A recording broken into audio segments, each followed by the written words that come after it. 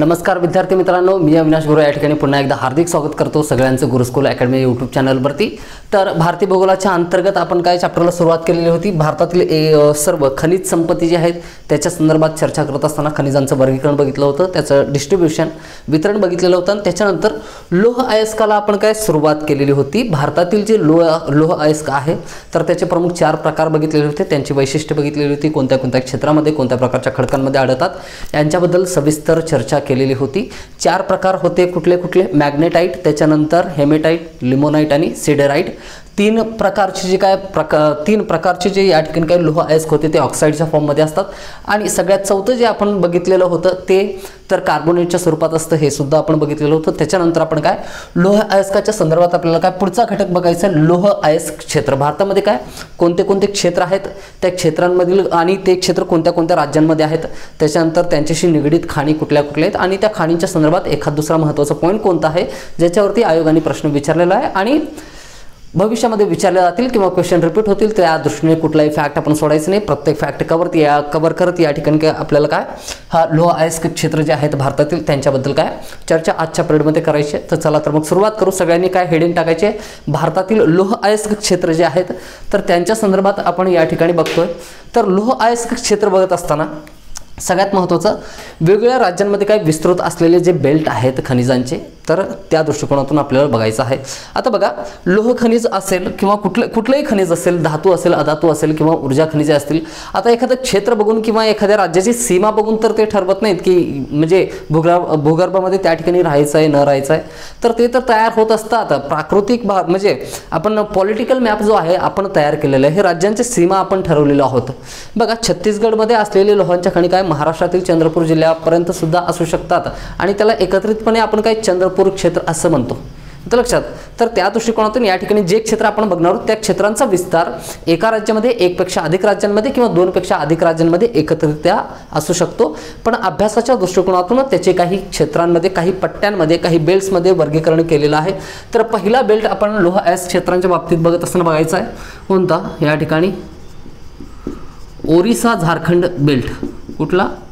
ओरिसा झारखंड पट्टा म्हणा किंवा बेल्ट म्हणा, दोन्ही शब्द काय सोयीस्कर आहेत। आपल्याला क्वेश्चन विचारल्याच्या नंतर आपल्याला आन्सर करता येते का नाही हे मॅटर करतं। तर बघा, काही पुस्तकांमध्ये बेल्ट दिलेलं आहे, काही पुस्तकांमध्ये काय पट्टे दिलेले आहेत, काही पुस्तकांमध्ये काय क्षेत्र असं नाव दिलेलं आहे त्यांना।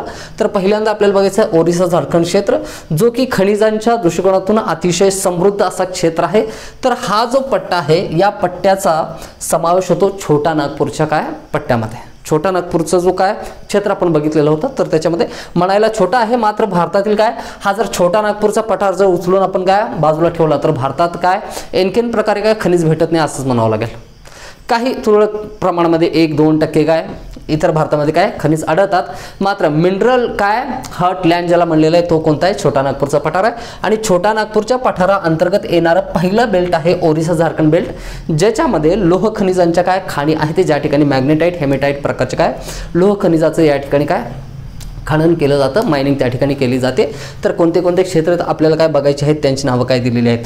तर ओरिसा झारखंड बेल्ट बघत असताना छोटा नागपूर जो पठार आहे या ठिकाणी, समजा मी मागं सुद्धा आपण काय डिस्कशन केलेलं होतं, अशा पद्धतीने छोटा नागपूर पठाराच्या काय मध्यभागातून एक नदी काय प्रवाहित होते। कोणती नदी या ठिकाणी आपण मी सांगितलेलं होतं की गंगा नदीची एक प्रमुख वितरिका होती, कोणती? हुगळी, आणि हुगळीची एक उपनदी सांगितलेली होती जी की छोटा नागपूरच्या पठारावरून काय प्रवाहित होते आणि प्रवाहित होत असताना त्या नदीमुळे छोटा नागपूरच्या पठाराचे 2 भागांमध्ये काय झालेलं होतं? विभाजन झालेलं होतं। 2 पठारांमध्ये त्याचे काय विभाजन करते, उत्तरेकडील एक पठार असतो आणि काय दक्षिणेकडील एक पठार आहे। आणि हा क्वेश्चन सुद्धा मी विचारलेला होता, बऱ्याच जणांना जर आठवलेला असेल तर तुमचा अभ्यास व्यवस्थित चालू आहे, जर आठवलेलं नसेल तर मी तर काय सांगायला आहेच या ठिकाणी। तर उत्तरेकडील पठार आहे कोणतं? हजारीबाग, आणि दक्षिणेकडील पठार कोणतं होतं? हजारीबाग पठार आणि रांची पठार, अशा 2 पठारांमध्ये काय छोटा नागपूरच्या पठाराचं विभाजन दामोदर ही नदी करते। तर हा जो रांची पठार आहे, रांची पठाराच्या हा जो भाग आहे या ठिकाणचा, तर हा भाग आपण कोणता म्हणून ओळखलो होतो? याला नाव सांगितलेलं होतं कोणतं? सिंगभूम कोणता प्रदेश होता? हा काय सिंगभूमचा प्रदेश होता किंवा सिंगभूमचं पठार होतं. म्हणजे पर्टिक्युलर त्या ठिकाणी काय त्याला नाव दिलेलं आहे. त्याचं विभाजन एका वेगळ्या दृष्टिकोनातून करण्यात आलेलं होतं.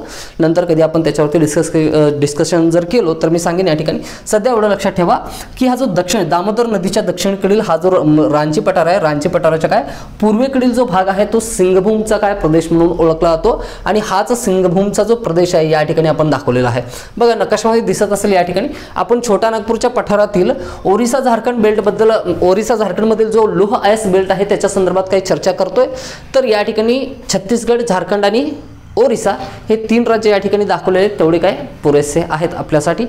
तर त्याच्यामध्ये आपल्याला बघायचं या ठिकाणी तर या सिंगभूम प्रदेशामध्ये असलेले लोह खनिजाचे पट्टे कोणते कोणते आहेत किंवा लोह खनिजाचे काय क्षेत्र कोणते कोणते आहेत, ज्या ठिकाणातून काय खूप मोठ्या प्रमाणात काय खाणी त्या ठिकाणी तयार झालेली, त्या ठिकाणी काय लोह अयस्काचं काय उत्पादन घेतलं जातं.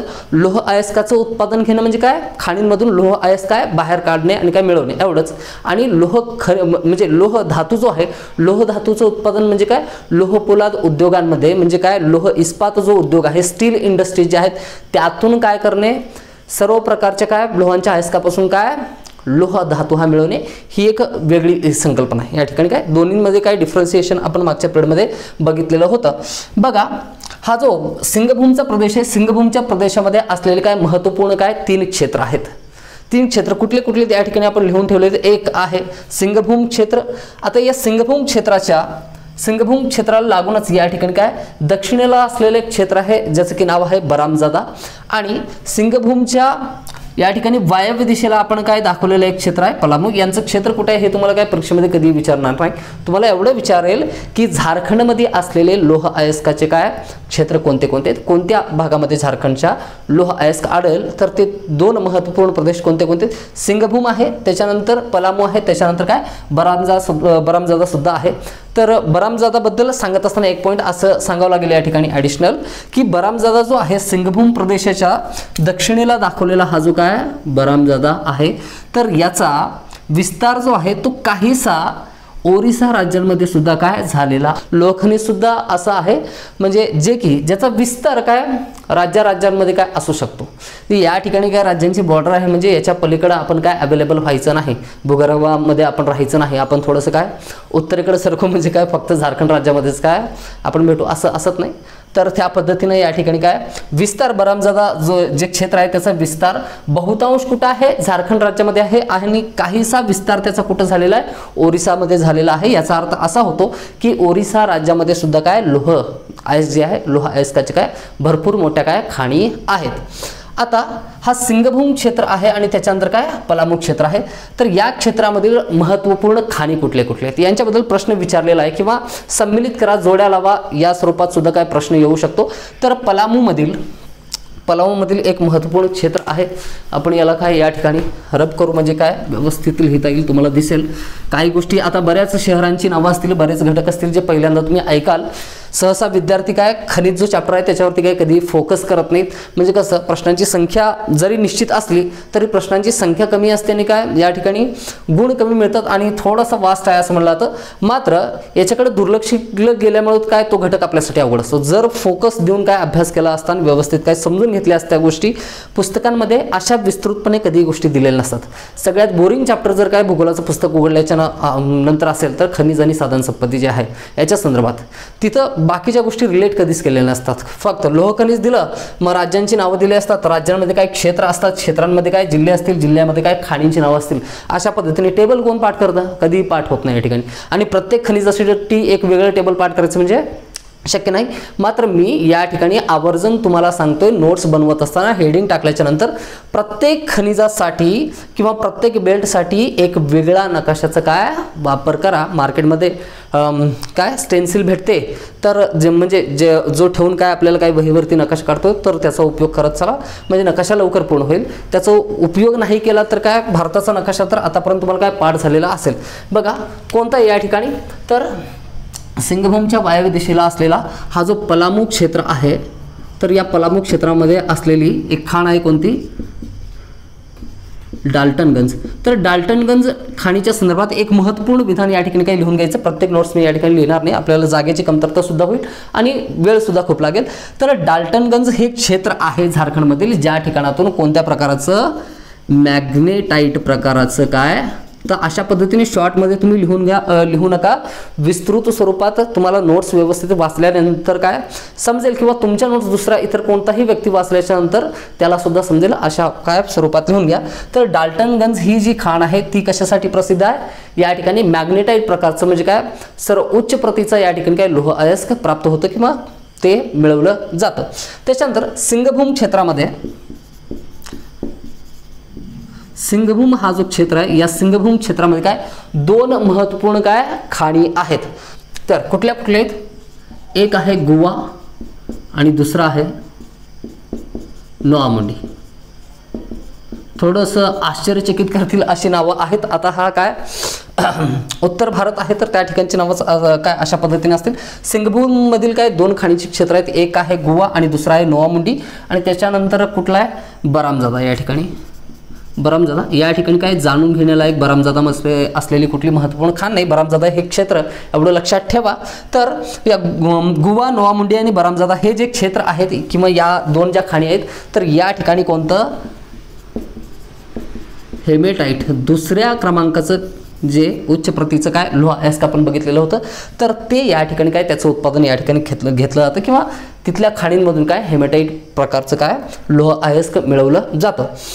त्याच्यानंतर या ठिकाणी बघा सगळ्यात हा जो काय बरामजादा दाखवलेला होता याचा विस्तार आपण काय ओरिसापर्यंत दाखवलेला होता.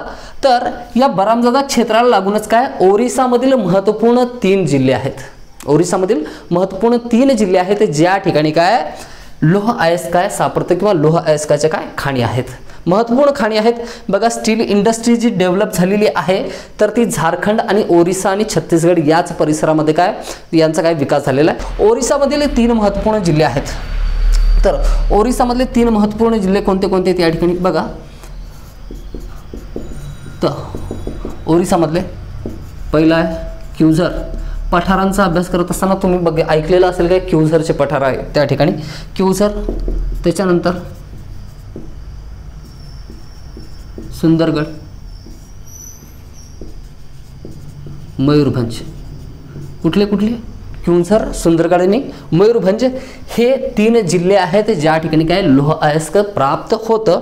आणि हे 3ही क्षेत्र जे आहेत तर ओरिसामधल्या या 3ही क्षेत्र, फक्त हे क्षेत्र नाहीत यांच्या व्यतिरिक्त काय कटक सुद्धा या ठिकाणी आहे. मात्र परीक्षेच्या दृष्टिकोनातून जे महत्त्वपूर्ण आहेत तर त्याच खाणींबद्दल आपण या ठिकाणी काय डिस्कस करतोय. लहान मोठे खूप सारे त्या ठिकाणी काय खाणी आहेत, मात्र ज्यांच्यावरती काय नेहमी प्रश्न विचारला जातो किंवा प्रश्न बनण्याची शक्यता आहे. हे घटक हे जे या ठिकाणी लिहिलेले क्यूझर, सुंदरगड, मयूरभंज हे जे आपण या ठिकाणी काही क्षेत्र लिहिलेले आहेत, हे जे जिल्हे लिहिले ज्या ठिकाणी लोह अयस्क मिळतं यांच्यावरती काय परत प्रश्न विचारले गेलेले आहेत. खूप वेळा काय प्रश्न यांच्यावरती आलेला आहे म्हणून आपण काय त्यांना या ठिकाणी काय इन्क्लूड केलेलं आहे की ओरिसामधले हे जे 3 जिल्हे आहेत या 3 जिल्ह्यामधील काय मिळून क्षेत्रामध्ये असलेल्या ज्या खाणी आहेत त्या खाणींची नावं. मग खालीलपैकी कोणत्या खाणी झारखंडमधील आहेत, कोणत्या खाणी काय ओरिसामधील आहेत, अशा पद्धतीने प्रश्न येऊ शकतो. तर त्या दृष्टिकोनातून उत्तर आपल्याला काय यायला पाहिजे म्हणून आपण या ठिकाणी काय ते महत्त्वपूर्ण सर्व खाणी काय करतोय लिहून घेतोय. तर लिहून घ्या कुठले कुठले आहेत. किरीबुरू,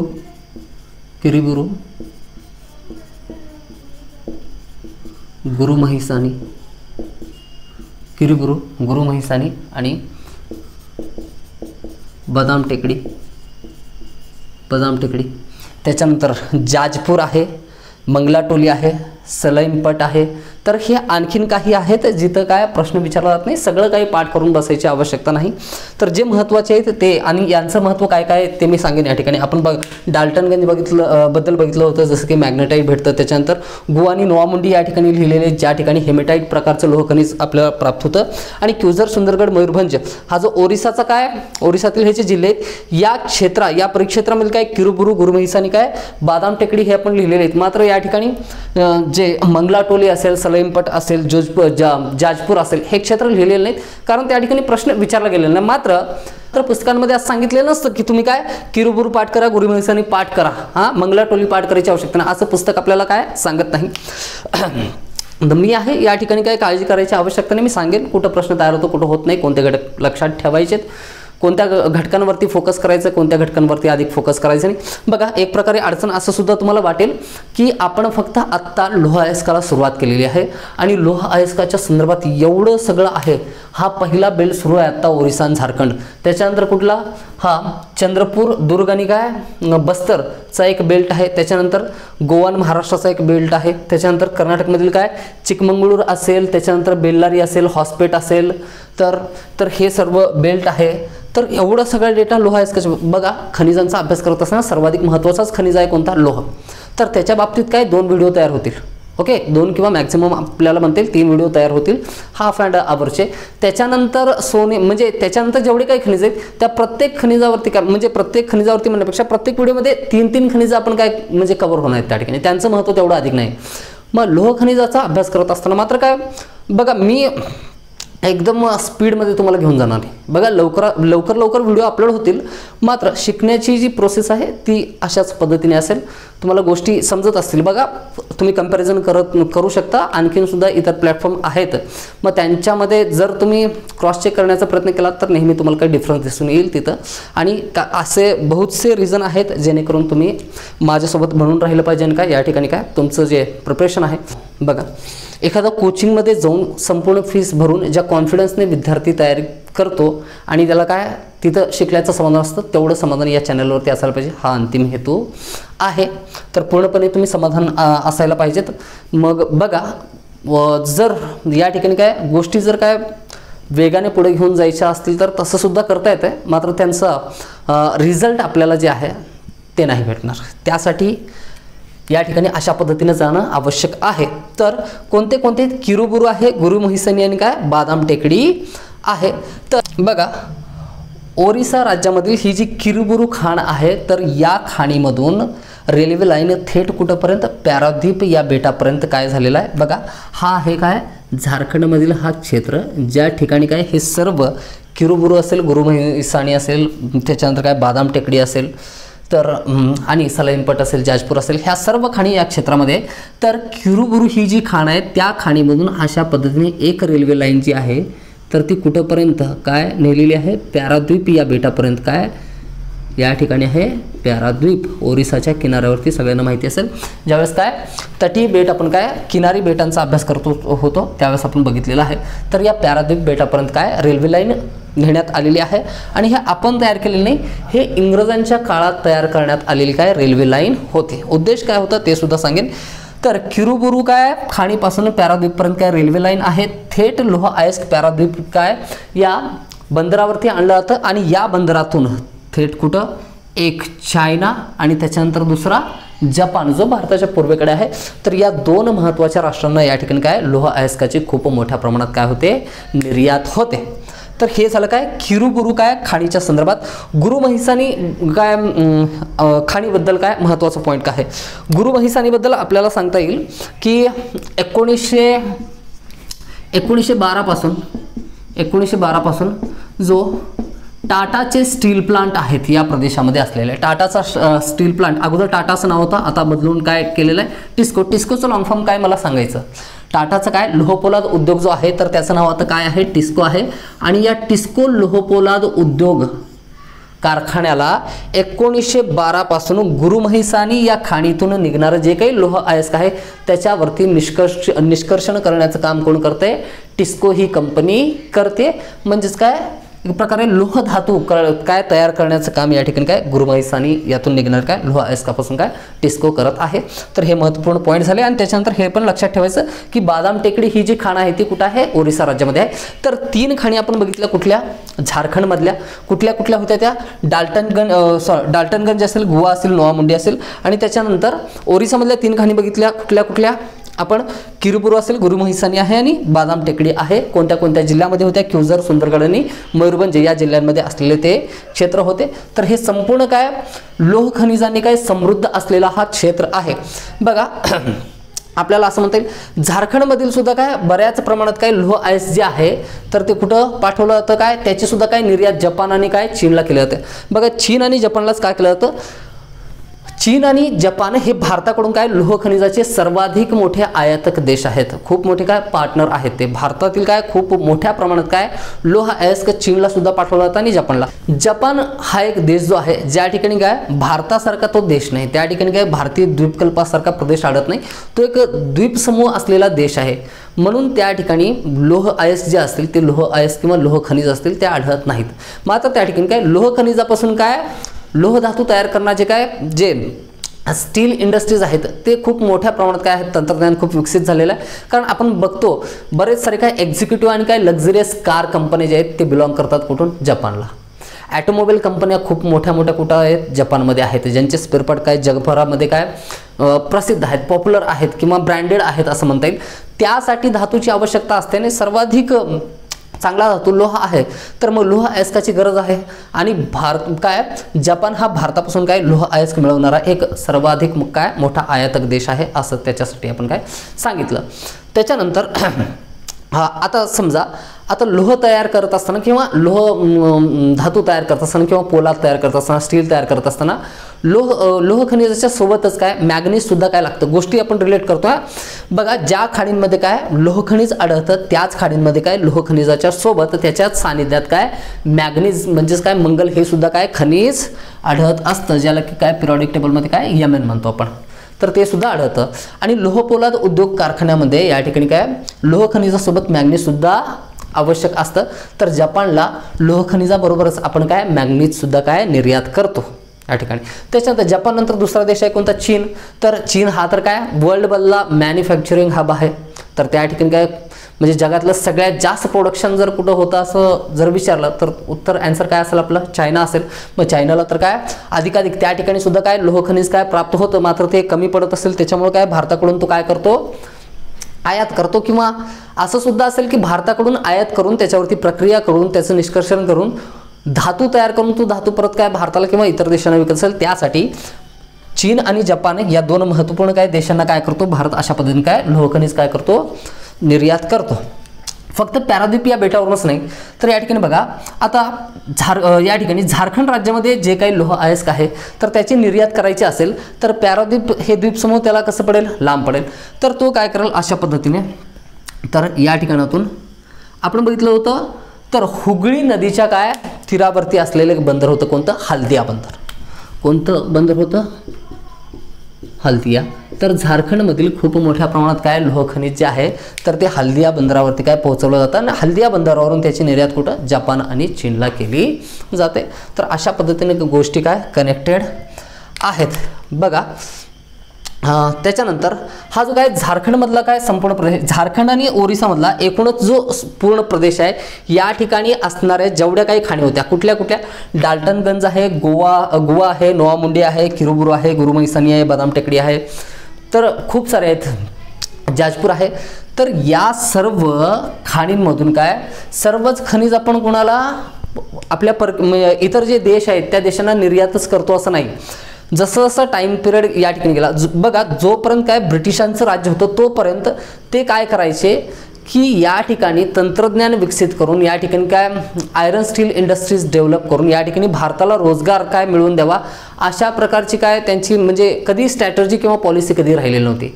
त्यांचं काय अधिकाधिक काय नफा कमवा, काय या ठिकाणातून काय कच्चं खनिज जे आहे ते काढा आणि सरळ एक्सपोर्ट करून काय टाका. काय इथंपर्यंत येऊन घेऊन जायची जिम्मेदारी काय संपूर्णपणे काय त्या देशांवरती. या ठिकाणी यांचं काम फक्त काय टेबल टाकायचं आणि काय पैसे मोजायचे, खाणीतून लोह खनिज काढायचं आणि परकीयांना विकायचं, एवढंच यांचं काय काम होतं. मात्र त्या कामामध्ये काय रेल्वे लाईन एवढी त्यांनी काय तयार केलेली होती, ही एक चांगली गोष्ट म्हणता येईल. त्यांच्या स्वार्थासाठी होता, आपल्या भल्यासाठी नव्हता. आपण त्याचा उपयोग आतापर्यंत काय सुद्धा काय करत आहोत. या किरुबुरूपासून ते पॅराद्वीपपर्यंत असलेली रेल्वे लाईन आज सुद्धा काय चालू आहे आणि त्याच रेल्वे लाईनचा वापर करून आपण काय करतो लोह खनिज मोठ्या प्रमाणात काय निर्यात करतो. पॉईंट असं लक्षात घ्या. मात्र जसं जसं या ठिकाणी काय यांत्रिकी प्रगती होत गेली, भारताने स्वतःच्या देशामध्ये काय खूप मोठे मोठे काय स्टील इंडस्ट्री प्लांट काय लोह इस्पात उद्योग किंवा लोह पोलाद उद्योग ज्याला म्हणतो तर त्यांचा विकास केला. आता भारतामध्ये काय खूप साऱ्या अशा काय खाणी या क्षेत्रामध्ये आहेत. जेव्हा काय लोह पोलाद उद्योगावरती आपण काय चर्चा करू किंवा एखादा व्हिडिओ बनवेन त्यावेळेस काय सविस्तरपणे सांगेन. मात्र या ठिकाणी काय गोष्टी या ठिकाणी माहीत असणं आवश्यक आहे. तर कोणते कोणते या ठिकाणी लोहपोलाद उद्योग बोकारो आहे, टाटा आहे, जमशेदपूर आहे, त्याच्यानंतर रूरकेला आहे. तर या सर्व लोहपोलाद काय कारखान्यांना, या सर्व काय लोहपोलाद उद्योगामध्ये काम करणारे हे जे कारखाने आहेत, तर यांना या सर्व झारखंड आणि ओरिसामधील खाणींमार्फत कमी अधिक प्रमाणात काय केलं जातं, या ठिकाणी लोह खनिजांचा पुरवठा केला जातो. आणि हे जे सर्व काय या ठिकाणी काय म्हणता येईल कारखाने आहेत ते काय करतात, भारतामध्ये काय लोह धातू काय तयार करण्याचं काय काम करतात. तर अशा पद्धतीनं हा जो पहिला होता लोह अयस्क क्षेत्र कोणता, ओरिसा झारखंड बेल्ट. तर याच्याबद्दल आपण काय या सविस्तर काय सर्व गोष्टी बघितलेल्या आहेत. तर याच्यानंतर आपल्याला काय दुसरा बेल्ट बघायचा आहे, तो आहे दुर्ग चंद्रपूर या ठिकाणी बस्तर बेल्ट. दुर्ग चंद्रपूर आणि बस्तर बेल्ट ज्याचा की विस्तार कुठे आहे, छत्तीसगड राज्यामध्ये, आणि थोडासा संबंध त्याचा महाराष्ट्रासोबत सुद्धा येतो. दुसरा बेल्ट आहे कुठला, दुर्ग चंद्रपूर बस्तर बेल्ट. बघा बस्तर हे पठार तेच आहे ज्या ठिकाणी मी एका मूवीचं तुम्हाला काय मागे आठवण करून दिलेली होती, ज्यावेळेस काय पठारांचा भारतीय द्वीपकल्पाचा अभ्यास करत असताना किंवा नदी बघत असताना सुद्धा काय हा पठार सांगितलेला होता, ज्या बस्तर पठारावरून काय नद्या काय उगम पावतात आणि काय महाराष्ट्रामध्ये येतात. तर त्या नदीचं नाव सांगायचं आहे. गोदावरीची उपनदी होती जी की बस्तरच्या पठारावरून काय निघते आणि कुठे येते, गोदावरीला येऊन मिळते. तर दक्षिण वाहिनी नदी होती, तर ती नदी कोणती मला सांगायचं आहे. तर बस्तरचं नाव सांगत असताना मी सांगितलं होतं की एक खूपच काय महेश भट्टची काय मूव्ही आहे कुठली, हमारी अधुरी कहानी. तर त्या पिक्चरमध्ये तर व्हाईट लिली जे फुलं असतात तर ते फुलं बस्तरच्या पठारावरती काय खूप मोठ्या प्रमाणात काय उगवतात. अगदी म्हणजे समजा असं इमॅजिन करा की तुम्ही बस्तर पठारावरून एखादा हायवे आहे, त्या हायवेवरून जात आहे आणि तुम्हाला एका साईडला जो संपूर्ण पठारी प्रदेश आहे तिथं थोडंसं काय मैदान दिसतं खूप सारं दूरपर्यंत, आणि एकाच प्रकारची फुलं जोपर्यंत जिथपर्यंत तुमची नजर जाईल तिथपर्यंत एकाच प्रकारची फुलं दिसत असतील तर त्यापेक्षा काय सुंदर दृश्य दुसरं कुठले असू शकत नाही. आणि अशाच एका काय त्या मूवीमधला सीन होता की ती फुलं बघण्यासाठी त्या ठिकाणी तो नायक जो आहे तो उतरतो आणि त्या ठिकाणी ग्रॅनाईटवरती पाय पडल्यामुळं तो मरतो. तर बघा बस्तर पठारावरती तर तुम्ही पोहोचू शकणार नाही, अनुभव घ्यायचा असेल तर मग तुम्हाला मूवीमधला तो सीन बघावा लागेल. मी असं म्हणत नाही की 1-2 मिनटाचा एक्सपिरियन्स घेण्यासाठी काय 3 तास मार्गी लावा तुमचे, तर पण बघितलं पाहिजे कधी कधी. त्याच्यामुळं माइंड थोडंसं रिफ्रेश होतं आणि परत एकदा काय एका नव्या उमेदीनं काम करण्यासाठी काय सुरू होतं. मेंटल फटीक जे आहे तर ते रिड्यूस करण्याचं माध्यम आहे मूवीज असतील किंवा सॉंग्स असतील. तर प्रत्येकाची आपापल्या काय आवडीनुसार आहे, सगळेजण बघतच असतील. या ठिकाणी दुर्ग चंद्रपूर आणि बस्तर बेल्ट.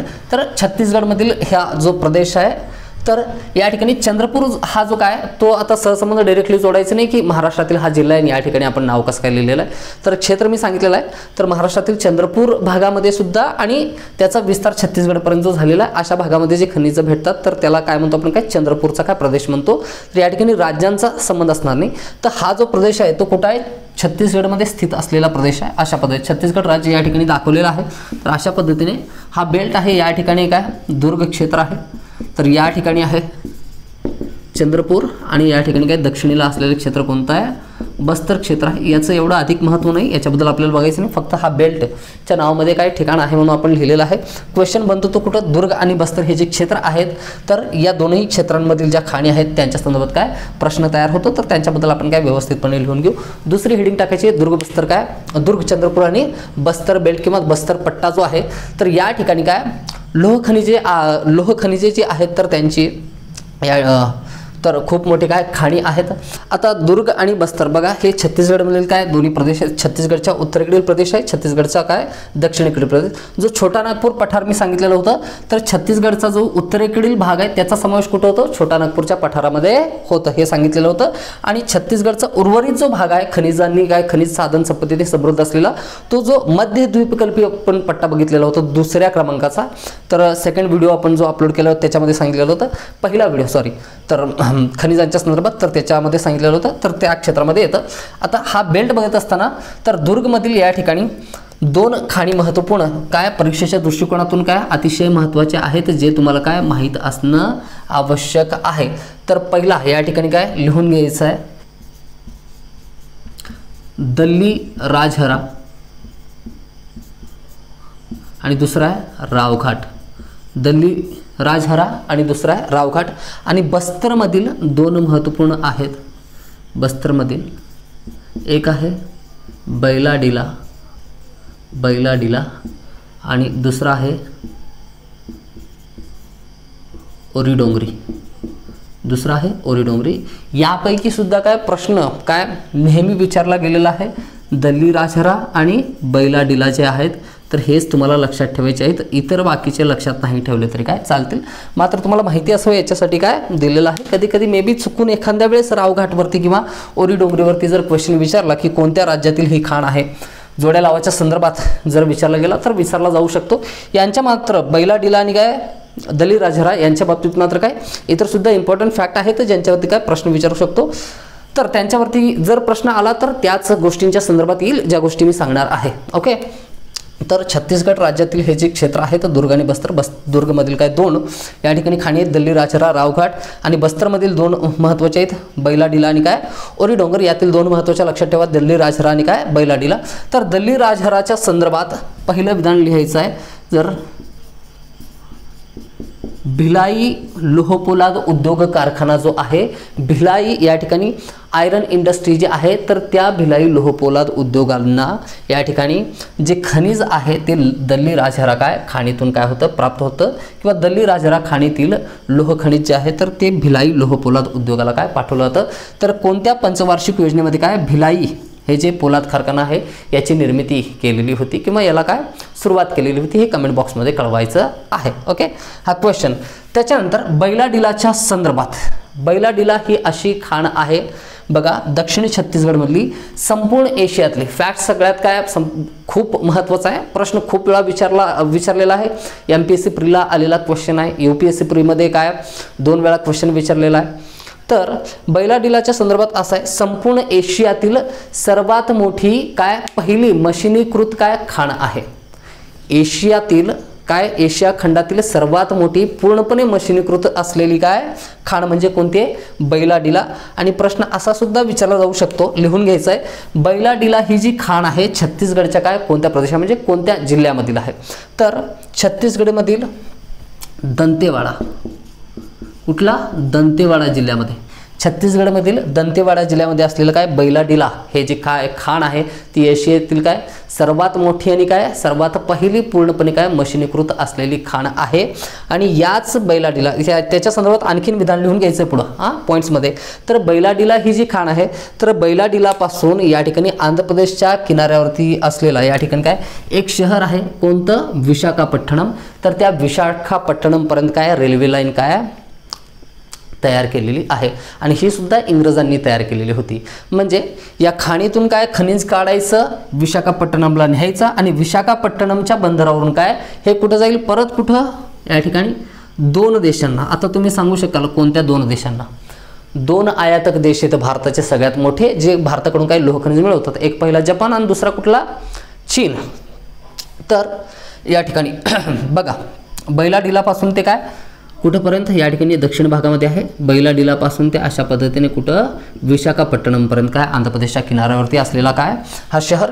तर या बंदरावरून काय चीन आणि जपानला काय निर्यात केलं जातं. आपण चीन आणि जपानच का बरं काय आयातक देश आहेत भारताकडून काय लोहखनिज आयात करणारे, तर याच्यावरती चर्चा केलेली आहे.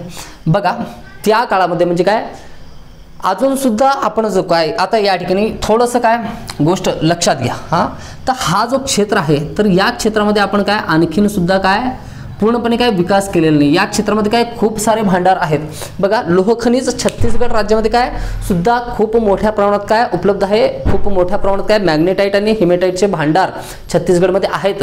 मात्र उत्पादनामध्ये मात्र काय या ठिकाणी झारखंडचा क्रमांक लागतो, झारखंड असेल ओरिसाचा, आणि छत्तीसगडचा मात्र काय पहिला क्रमांक लागत नाही. रिझन काय आहे, हा जो संपूर्ण प्रदेश आहे हा कोणता दंडकारण्य पठाराचा प्रदेश आहे. दंडकारण्य जे आहे तर हे जे काय दाट जंगले जे आहेत तर त्या ठिकाणी आहेत आणि या ठिकाणी नक्षलग्रस्त असलेला हा काय प्रदेश पूर्णपणे दुर्गम क्षेत्र आहे अगदी, म्हणून याचा विकास आणखीन सुद्धा झालेला नाही.